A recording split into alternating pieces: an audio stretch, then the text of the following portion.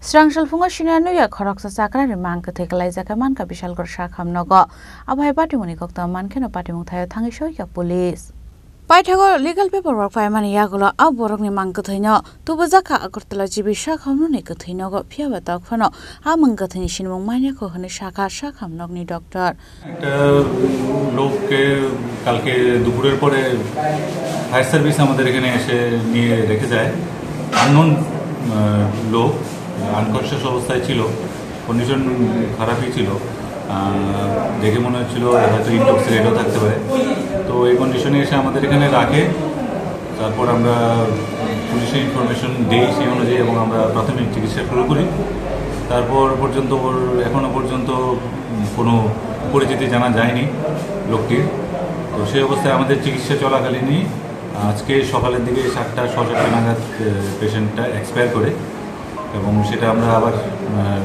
নিকটবর্তী পুলিশ স্টেশনে জানাই যেহেতু এর কোনো পরিচয় নেই বা এর সঙ্গে কেউ নেই তো এটা এখন পুলিশের তত্ত্বাবধানে আছে আর এটাকে যেহেতু কোনো পরিচয় নেই সেহেতু ওটার খোঁজার জন্য চেষ্টা চলছে সেই সঙ্গে একে এখন অ্যাজ পার গাইডলাইন্স 72 ঘন্টা রাখতে হবে বডিটাকে প্রিজার্ভ করে যাতে এর মধ্যে কোনো আত্মীয় স্বজন বা নিয়ার অ্যাবাউট খুঁজে পাওয়া যায় তো সেটা যেহেতু আমাদের এখানে মর্গের কোনো ফেসিলিটি নেই সেহেতু এখন বিছানাতেই রাখানো আছে এবং পুলিশ আমার কাছে শেষ প্রাপ্ত তথ্য অনুযায়ী মহকুমা শাসকের এখানে পুলিশ গিয়েছে পারমিশনের জন্য সেখান থেকে পারমিশন এলেই এটাকে নিয়ে এজিএমসি হাসপাতালে সুস্থ না পেশেন্ট আনকনশিয়াস এবং অসুস্থ সিভিয়ার কন্ডিশনে ছিল এবং আমাদের